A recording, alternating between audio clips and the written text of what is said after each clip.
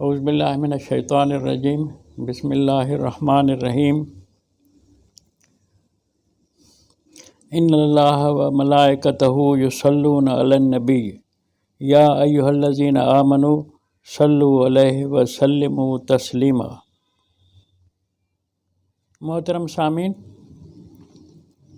یہ صرف ایک آیت میں نے آپ کی خدمت میں تلاوت کی ہے، سورۃ احزاب کی آیت نمبر 56 ہے۔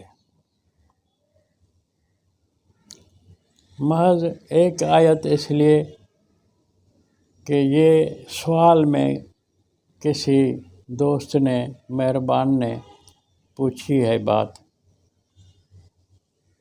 کہ یا ایھا الذین، اللہ تعالیٰ کا جو فرمان ہے کہ ان اللہ و ملائکتہ یصلون علی النبی، اللہ اور اس کے ملائک نبی کے اوپر صلاۃ کرتے ہیں۔ یصلون علی النبی، یہ اللہ کی صلاۃ، ملائکوں کی صلاۃ کیا ہوگی؟ آگے پھر یہ بھی ہے کہ یا ایھا الذین آمنوا صلوا علیہ وسلموا تسلیما۔ یا ایھا الذین آمنوا کا عام ترجمہ ہر ایک کرتا ہے، مترجمین ساروں نے کیا ہے کہ اے ایمان والو، صلو علیہ وسلموا تسلیما، نبی کے اوپر صلاۃ پڑھو سلامتی کے ساتھ۔ میں یا ایھا الذین آمنوا کا اے ایمان والو ترجمہ قبول نہیں کرتا، تسلیم نہیں کرتا۔ یا ایھا الذین آمنوا کا ترجمہ ہے اے وہ لوگوں جو امن دینے کے ذمہ دار ہوں، دنیا میں امن قائم کرنے کے ذمہ دار ہو، مانا حکمران، بیوروکریسی، حکومت چلانے والے لوگ۔ ویسے آمنو کی معنی میں تسلیم کرتا ہوں کہ یہ بھی ہے کہ ایمان والو، لیکن جب اس ترکیبی جملے کے علاوہ آمنو آئے تو یہ معنی ہے کہ ایمان والو، لیکن اس ترکیبی جملے کے اندر یہ خاص خطاب ہے یا ایھا الذین، تو اس خصوصیت کے ساتھ معنی کا مصداق بھی مخصوص کیا جائے گا۔ وہ مخصوص ہے حکمران طبقہ۔ تو حکمران طبقے کے لیے اب یہاں نبی پر صلاۃ کرنے والے 3 اتھارٹی ہوئی، ایک اللہ، دوسرا ملائک، تیسرے نمبر پر حکمران۔ یہ بہت غور طلب بات ہے۔ جس کسی نے بھی سوال کیا ہے، مجھے بڑی خوشی ہے کہ یہ سوال کیا گیا، یا مجھے اپنے اوپر بھی افسوس ہے کہ میں نے جب کئی دفعہ کہا ہے آپ کے سامنے کہ صلاۃ کی معنی نماز نہیں ہے، تو میں نے شاید اس آیت پر لیکچر نہیں دیا۔ بہرحال جس نے بھی کہا ہے، جس نے بھی پوچھا ہے، اس کو شاباش ہے، سلام ہے۔ یہ اللہ کا یعنی صلاۃ کرنا، میں درود نہیں کرتا اس کا ترجمہ۔ صلاۃ کا جو ترجمہ درود کیا جاتا ہے، یہ تبرہ ہے نبی کے اوپر۔ درود فارسی لفظ ہے۔ درود کی معنی ہے کسی جڑ اکھیڑ دو، کسی کی جڑ کاٹ دو، درود کی معنی یہ ہے۔ جنہوں نے بھی صلاۃ کا معنی درود مشہور کیا ہے، وہ نبی علیہ السلام کے دشمن ہیں، وہ تبرہ کر رہے ہیں، اور ہمارے لوگ ہیں کہ آنکھیں بند کر کے درود درود درود درود کر رہے ہیں کہ ہم نبی پر درود پڑھ رہے ہیں۔ درود میں تو گالی آ جاتی ہے۔ کیا کریں، کیا سمجھائیں؟ کوئی علم میں، ڈکشنری کے، لغت کے علم میں بھی خیانت کی گئی ہے کہ درود کے معنی کو مخفی رکھا گیا ہے، اور پرانی ڈکشنریوں میں تو آپ کو یہ ترجمہ مل جائے گا، نئی ڈکشنریوں میں بس یہ نبی پر صلاۃ کرنا، سوال ہی نہیں پڑتا کہ یہ معنی لفظ درود کی یعنی تسلیم کی جائے، قبول کی جائے۔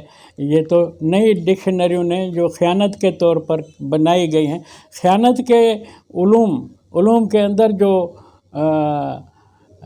بددیانتی کی گئی ہے، اس پر بہت بڑا تفصیلی یعنی کتاب لکھا جا سکتا ہے۔ ان تفصیلات میں سے ایک لفظ درود کا بھی ہے، جس کو درود بر محمد کی معنی ہے محمد کی جڑ اکھیڑ دو۔ انہوں نے دشمنوں نے کی ہے، وہ کاریگر لوگ خوش ہیں دل میں، اور ہم ثواب سمجھے بیٹھے۔ خیر، تو بات تھی کہ اللہ کا صلات کرنا، ملائکوں کا صلات کرنا، حکمرانوں کا صلات کرنا نبی کو، یہ کیا ہے، کیا معنی رکھتا ہے؟ تو وہ آسان مسئلہ ہے۔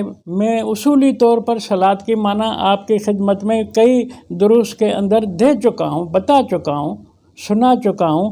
وہ صورت قیامت کے حوالے سے کہ فلا صدق ولا صلی ولکن کذب وتولی، اس قرآن سننے والے نے نہ قرآن کی تصدیق کی نہ اس کے پیچھے چلا، ولکن کذب وتولی، لیکن اس نے تکذیب کی، قرآن کو جھٹلایا، وتولی، اور پیٹھ دے کر چلا گیا۔ تو صلاح کی معنی ہے پیچھے پیچھے چلنا۔ یہ قرآن نے تقابل الفاظ کے حوالے سے معنی سمجھائی ہے۔ صلاۃ کی معنی پیروی کرنا، صلاۃ کی معنی تابع داری کرنا، صلاۃ کی معنی پیچھے چلنا۔ تو نبی ایک قائد ہے، دنیا بھر کا پیشوا ہے، جس کا مقام ابراہیم کے بعد ابراہیم والا مقام ہے۔ دنیا بھر کا حکمران ہونا ایک ابراہیم کا منصب تھا، دوسرا محمد علیہ السلام کا منصب ہے۔ تو ہم اپنے نبی کے منصب کو ہی نہیں سمجھے، نہیں یاد کے، بھلا دیا ہے، یاد ہی نہیں ہے کہ ہمارے نبی کس مرتبے کے ہیں۔ اور اللہ تعالیٰ کئی بار آپ کو ہمیں کہہ چکا ہے کہ واتخذوا من مقام ابراہیم مصلی، ابراہیم کے مرتبہ آفاقیت کو اختیار کرو۔ یہ جیسے نبی علیہ السلام کو حکم ہے، ہمیں بھی حکم ہے، لیکن ہم نے اس کی معنی بھی نہیں سمجھی۔ واتخذوا من مقام ابراہیم مصلی کی معنی کی ہے کہ یہ جھوٹا کعبہ، جعلی شہر مکے کے اندر حجر اسود کے قریب، وہ حجر اسود بھی جھوٹا، اس کا بھی ذکر قرآن میں نے، اس کے قریب مصلی بچھا کے نماز پڑھو۔ وہ ایک چبوترا بنایا ہے، شیشے کا فریم ہے، اس کے اندر پتھر رکھا ہے، اس کو کہا کہ یہ مقام ابراہیم ہے۔ یہ ساری خرافاتیں علم کے اندر ہیں، ڈالی گئی ہیں، لیکن ہماری اس طرف توجہ نہ گئی ہے۔ تو اللہ نبی کے اوپر صلات کرے، ملائک نبی علیہ السلام پر صلات کرے، حکمران نبی علیہ السلام کے اوپر صلات کرے۔ تو صلات، یہ ان کی صلات کیا ہوگی؟ ان کی صلات یہ ہے کہ محمد ساری کائنات کا پیشوا ہے۔ اب اللہ بھی اس پیشوا کو بیکنگ دے رہا ہے، ساتھ دے رہا ہے، اس کی مشن کو آگے بڑھانے کے لیے پشت پر اللہ ہے، پشت پر ملائک ہیں۔ یا ایھا الذین آمنوا صلوا علیہ وسلموا تسلیما، اے دنیا کے حکمرانوں، تم بھی محمد علیہ السلام کے مشن، تحریک، اسٹرگل کے پشت پر تم بھی کام کرو، تم بھی اس کا سہارا بنو۔ سہارا بننا، پشت کو مضبوط کرنا کہ یہ تحریک آگے چلے، دنیا بھر میں چلے، یہ سب باتیں اس کی معنی میں شامل ہیں۔ تو جس مہربان نے بھی سوال کیا ہے، یہ اس کا حق ہے، اور ہم فرض سمجھتے ہیں کہ اس کو اس کا ترجمہ بھی سمجھائیں، مفہوم بھی سمجھائیں۔ میں امید کرتا ہوں کہ اب جتنا کچھ میں نے اس پر کہا ہے یہ آپ کو سمجھ میں آ گیا ہوگا کہ ان اللہ و ملائکتہ یصلون علی النبی، اللہ اور ملائک نبی کا ساتھ دے رہے ہیں، تعاون کر رہے ہیں، مدد کر رہے ہیں۔